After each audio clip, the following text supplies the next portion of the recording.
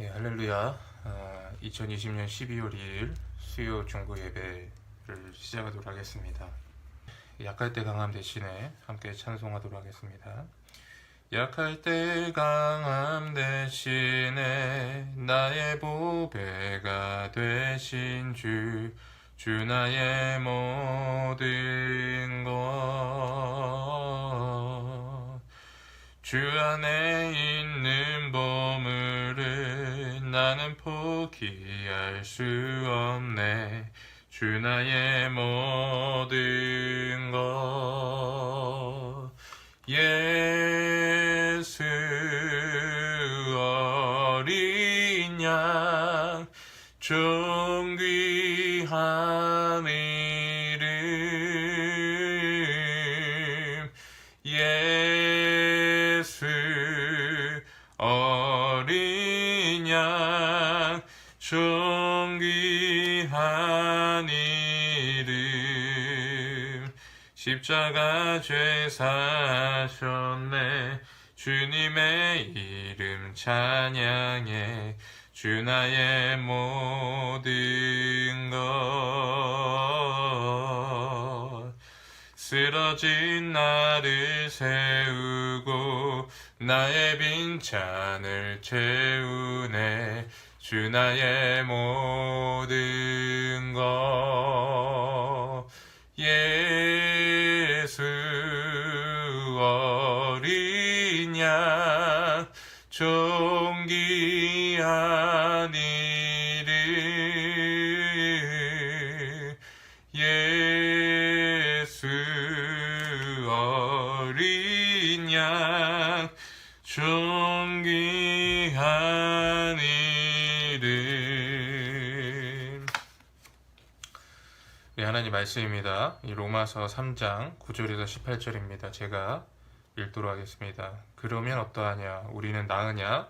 결코 아니라. 유대인이나 헬라인이나 다 죄 아래 있다고 우리가 이미 선언하였느니라. 기록된 바 의인은 없나니 하나도 없으며 깨닫는 자도 없고 하나님을 찾는 자도 없고 다 치우쳐 함께 무익하게 되고 선을 행하는 자는 없나니 하나도 없도다.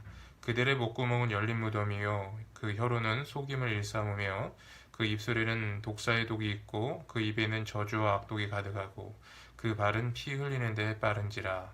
파멸과 고생이 그 길에 있어 평강을 알지 못하였고 그들의 눈앞에는 하나님을 두려워함이 없느니라. 아멘.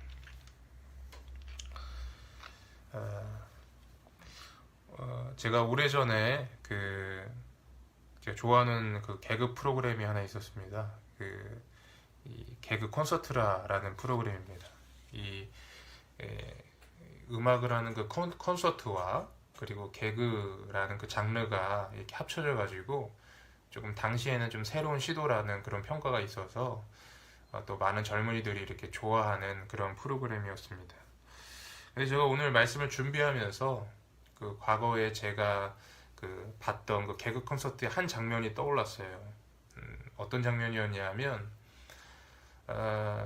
그 카메라 기사라 그러죠.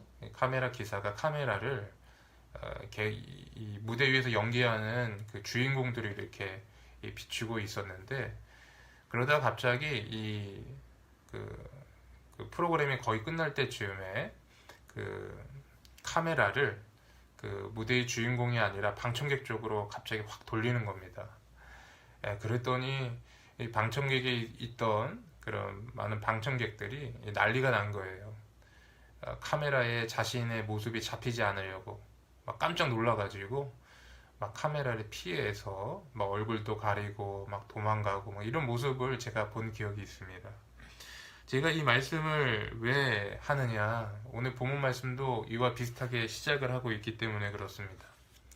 사도 바울은 앞서 이 로마서 1장 18절부터 그리고 3장 8절까지 사도 바울은 인간의 죄악상을 폭로했습니다. 그래서 모든 인간이 모든 인간이 죄인이고 하나님의 심판 아래 있다. 그 심판을 피할 수가 없다. 이것이 바로 바울이 온 인류에게 그 전하는 메시지였다라는 겁니다. 그러니까 1장 18절부터 3장 8절까지 그 주된 메시지라는 거예요. 그리고 그 주된 그 메시지, 그러니까 인간의 죄악상을 폭로하는 그 인간의 죄론에 대해서 거의 마무리하고 이 다음 주제로 넘어가려고 하는 그 순간인데, 사도 바울이 갑자기 오늘 이 9절 말씀에서 그러면 너희는 어떠하냐? 그러면 어떠하냐? 우리는 나으냐? 라는 말로써 그 화제를 그런 일반 사람들이 아니라, 성경 말씀이 아니라 성경을 읽고 있는 독자에게 그 시선을 확 바꾸는 겁니다. 그러니까 카메라 앵글을 유대인이나 헬라인 같은 그런 사람이 아니라 이 로마서를 읽고 있는 독자에게로 카메라 앵글을 옮겨가는 거예요. 그래서 그 대상의 초점을 바꾸고 있다라는 것이에요. 사랑하는 성도 여러분, 우리가 분명히 알아야 할 것이 있어요. 그것은 뭐냐 하면 우리는 하나님 앞에 의인이 아니라는 거예요. 우리는 하나님 앞에 다 죄인이라는 겁니다. 우리가 하나님 앞에 얼마나 연약한지를 알아야 하나님의 은혜를 경험할 수가 있는 것입니다. 제가 신학교 다닐 때 저를 가르쳤던 교수님이 종종 하시는 말씀이 있어요. 그것은 뭐냐 하면 다른 사람의 잘못을 먼저 보지 말고 자기 잘못을 먼저 봐라. 그리고 자기 자신을 먼저 성찰해라. 특별히 하나님 말씀을 볼 때 그것을 잘 적용해야 된다. 이런 말씀을 하셨던 그런 기억이 아직도 제가 생생히 남아 있습니다. 그러면서 교수님이 저희에게 예를 들어서 하셨던 말씀이 이 손가락이에요. 우리가 이 손가락으로 다른 사람의 잘못을 이렇게 지적하잖아요. 근데 어떻게 합니까? 그 검지손가락은 다른 사람을 향하고 있지만 대부분의 손가락은 어디를 향합니까? 우리 자신을 향하고 있다. 그래서 이 예를 들면서 우리가 자기 자신을 얼마나 잘 성찰해야 하고, 먼저 하나님의 말씀을 대할 때 이것이 다른 사람의 이야기가 아니라 나에 대한 이야기라는 것을 깨닫고 그렇게 살아가는 것이 얼마나 중요한지를 이렇게 가르쳐주곤 하셨습니다. 사랑하는 성도 여러분, 우리가 하나님 앞에 나아갈 때 우리는 의인의 모습으로 나아가는 것이 아니라 죄인의 모습으로 나아가야 되는 줄 믿습니다. 죄인의 모습으로 나아간다는 것은 무엇을 뜻하느냐? 하나님의 은혜가 필요하다는 것을 뜻하는 거예요. 그래서 우리가 십자가 동산에서 십자가의 은혜를 붙들며 우리 심령이 정말 뼈저리게 깨닫고 회심의 눈물을 흘리고 하나님 앞에 온전히 마음으로 전심으로 그 십자가를 받아들일 때 우리 삶이 변화되고 우리 영혼이 새 생명을 얻고 새롭게 살아나는 역사가 일어난다라는 것입니다. 바라기는 그와 같은 역사가 저와 여러분 가운데 충만히 임하기를 주의 이름으로 축복합니다. 저는 오늘 말씀에서 굉장히 중요한 단어가 있다고 저는 생각합니다. 그것은 바로 로마서 9절 첫 부분에 시작하는 바로 죄라는 단어입니다. 우리 다시 한번 로마서 9절 말씀을 다시 한번 읽어보도록 하겠습니다. 함께 읽겠습니다. 그러면 어떠하냐? 우리는 나으냐? 결코 아니라. 유대인이나 헬라인이나 다 죄 아래 있다고 우리가 이미 선언하였느니라. 사도 바울이 온 인류에 대하여 선언하는 것이 무엇입니까? 온 인류가 바로 모두가 예외 없이 한 사람도 빠짐없이 죄 아래 있다라는 거예요.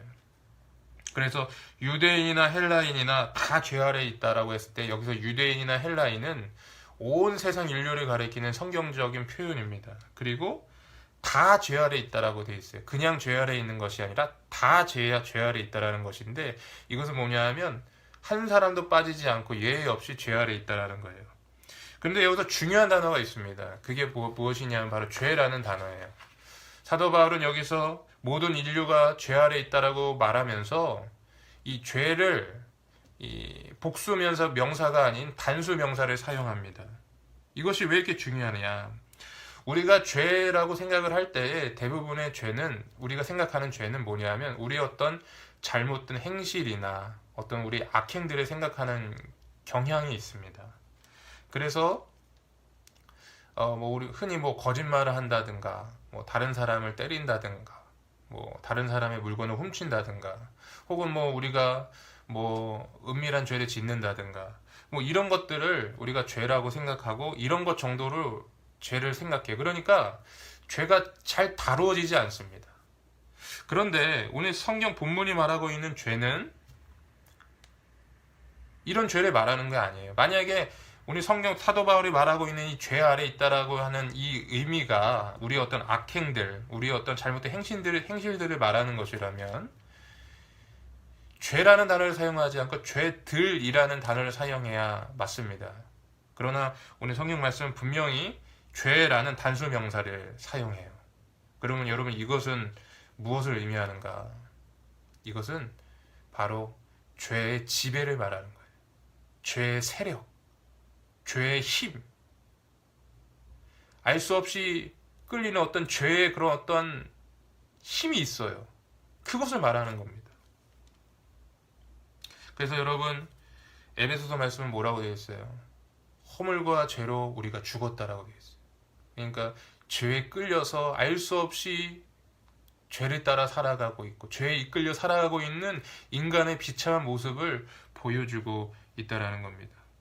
또 우리가 여기서 주목해 봐야 할 부분이 또 있습니다. 그건 뭐냐 하면 오늘 성경 본문 말씀에 모든 사람이 죄 아래에 있다라고 이미 선언하였다 이렇게 표현하고 있는데 이 아래라는 단어입니다. 죄 아래에 있다라는 것이 무엇을 의미하는가? 여러분 헬라어로 이 아래라는 단어를 이 히포라는 단어를 사용해요.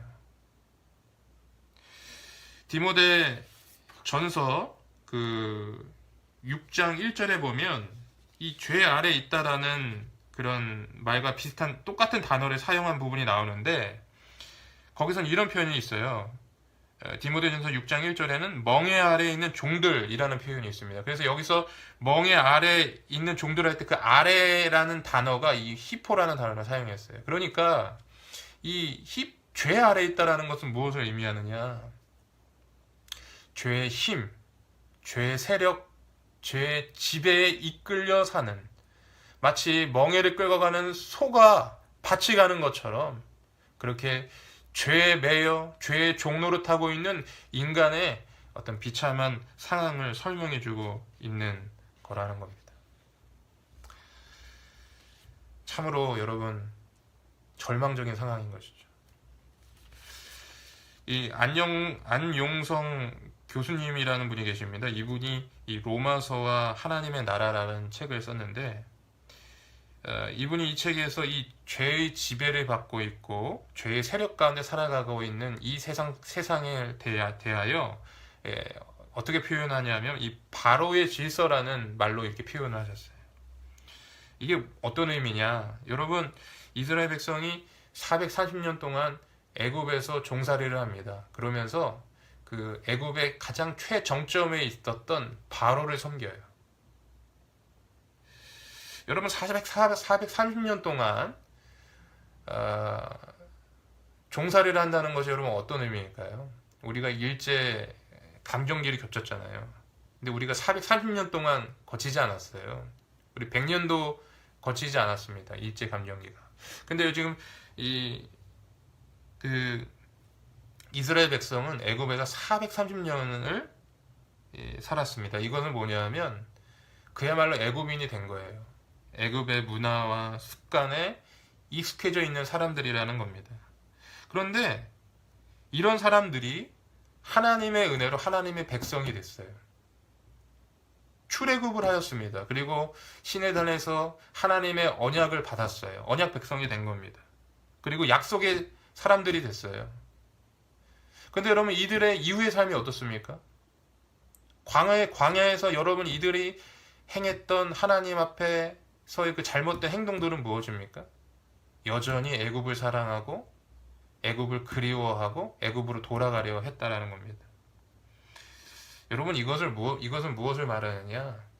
인간이 가지고 있는 이 죄로 기울여지는 성향을 말하는 거예요. 우리 인간이 갖고 있는 이 원죄라고도 하죠. 죄된 성향, 죄를 사랑하는 경향, 여전히 그리스도인으로 살아가지만 여전히 세상을 살아가는 그런 경향, 그런 죄성을 말하고 있다라는 것입니다. 오늘 본문 말씀 10절부터 18절에는 이러한 죄로 기울어지고 죄의 지배를 받고 죄에 밀착돼서 살아가는 그 인간의 모습에 대해서 잘 설명하고 있습니다. 여기 표현을 좀 요약해서 설명하면 의인은 없다. 하나님을 찾는 자도 없다. 그들의 목구멍은 열린 무덤이다. 그들의 혀는 속임을 일삼고 입술에는 독사의 독이 있다.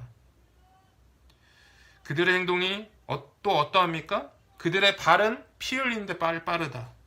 그래서 항상 그들의 삶에는 파멸과 고생의 길이 있다. 한마디로 말하면 구제불능인 상황인 것이죠. 한마디로 말하면 가련하고 불쌍한 상황이라는 것입니다. 죄의 종로를 타고 죄에 매여 살아가고 있는 이 절망적인 인간의 상태에 대해서 설명하고 있는 겁니다. 그런데 여러분, 어떤 사람은 이렇게 이야기하는 경우가 있어요. 이걸 다 읽어보더니 아니 뭐 이 세상에 꼭 이런 사람만 있는 건 아니지 않느냐. 그래도 뭐 나름대로 선하게 살아가는 사람이 있고 착하게 살아가는 사람이 있지 않느냐. 나도 뭐 그렇게 나쁜 일을 하면서 살고 있지 않다. 뭐 법이 없어도 나는 살 정도로 그래도 괜찮은 사람인데, 이렇게 말하는 사람이 종종 있습니다. 사실 뭐 우리 주변에 그런 사람이 있지 않습니까? 예수는 믿지 않지만 되게 괜찮은 사람 많이 있습니다. 그런데 성경은 분명히 그 부분도, 그 사람도 하나님의 심판을 피할 수 없다라고 말하고 있어요. 우리 18절을 한번 보도록 하겠습니다. 18절에 보면 이렇게 되어 있어요. 그들의 눈 앞에 하나님을 두려워하는 것이 없느니라.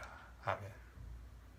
여러분, 아무리 선하게 살고 아무리 착하게 살아도 하나님을 두려워하는 것이 없고 하나님을 사랑하는 것이 없고 하나님을 경외하는 삶이 없으면 그 사람도 여전히 하나님의 심판을 피할 수 없다는 겁니다. 여러분 한번 생각해 보세요. 아담과 하와가 창세기에 보면 아담과 하와가 죄를 범하는 과정이 아주 비교적 구체적으로 설명되어 있습니다. 그런데 여러분, 아담과 하와가 죄를 지은 내용이 무엇입니까? 그냥 나무에 있는 열매 하나 따먹은 거예요. 여러분, 오늘날의 기준을 하면 죄에 속하지도 않습니다. 뭐 열매 하나 따먹는 것이 뭐 그렇게 큰 죄입니까? 그런데 하나님은 아담과 하와의 죄를 아주 크게 다루십니다. 그리고 아담과 하와의 죄로 인해서 온 인류 가운데 죄가 들어왔어요. 그만큼 중요한 사건이 되었다는 겁니다. 그러면 왜 아담과 하와가 이 열매를 따먹는 것이 문제가 됩니까? 바로 오늘 이 18절 말씀이에요. 그들의 눈앞에 하나님을 두려워한 것이 없었어요. 하나님 분명히 그 열매를 따먹을 때, 선악과의 나무의 열매를 따먹을 때는 정령 죽을 것이다 라고 말씀하셨음에도 불구하고 그들은 하나님의 말씀을 두려워하지 아니하고 하나님의 말씀을 경외하지 아니하고 여러분, 그 선악과를 따먹었다는 거예요. 여러분, 이것이 바로 죄라는 겁니다. 그래서 죄는 단순하게 어떠한 죄로 드러나는 어떠한 우리의 어떤 일탈된 행동, 잘못된 악행들만을 말하는 것이 아니에요. 더 중요한 것은 죄의 뿌리가 있고 그 죄의 뿌리를 부추기는 죄의 세력이 있어요. 그래서 우리는 그 죄의 지배 가운데 정말 멍에를 메고 살아가고 있다는 거예요. 그것이 바로 인간의 비참한 현실이고 인간의 현 주소라는 것입니다. 그럼 여러분, 이러한 죄의 지배 가운데 있는 인간, 이 비참한 인간이 어떻게 구원받을 수 있겠는가? 옛날에 여러분, 우리 할머니들이 가졌던 만병통치약이 있습니다. 이 빨간 약이 있어요. 빨간 약. 여러분, 뭐 손주가 다치거나 뭐 그러면 무조건 하시는 일이 있어요. 빨간 약 갖고 와가지고 바르는 거예요. 머리가 아파도 빨간 약 발라. 뭐 배가 아파도 빨간 약 바릅니다. 무릎이 아파도 빨간 약 발라요. 그런데 여러분, 정작 여러분 중요한 치료가 필요하고 때로는 수술이 필요한 그러한 질병에 걸렸을 때 빨간 약 바르면 그 빨간 약이 소용이 있습니까? 없어요. 오히려 병을 더 키우는 겁니다. 큰일 나는 겁니다. 그럴 때는 여러분 어떻게 해야 됩니까? 병원에 가서 전문가의 의견을 듣고 의사의 정확한 진단을 받아야 하는 거예요. 그래야만 치료가 시작이 되는 겁니다. 여러분 마찬가지예요. 우리 자신의 영혼의 상태를 우리는 정확하게 알아야 합니다. 그 영혼의 상태를 우리가 어떻게 정확하게 진단을 합니까? 바로 하나님 앞에서 하나님의 기준으로 우리 자신을 들여다봐야 돼요. 우리가 얼마나 은혜가 필요한 자인가, 우리가 얼마나 죄인인가, 그리고 그 사실을 우리가 알고 그 사실을 받아들일 때 비로소 영적인 치료가 시작이 되는 것입니다. 여러분, 그 아람 군대에 유명한 장군이 있습니다. 여러분 아시는지 모르겠지만 나아만 장군이라는 분이 계셔요. 나아만 장군은 아주 유능한 장군이었습니다. 그러나 그에게는 한 가지 어두운 면이 있었어요.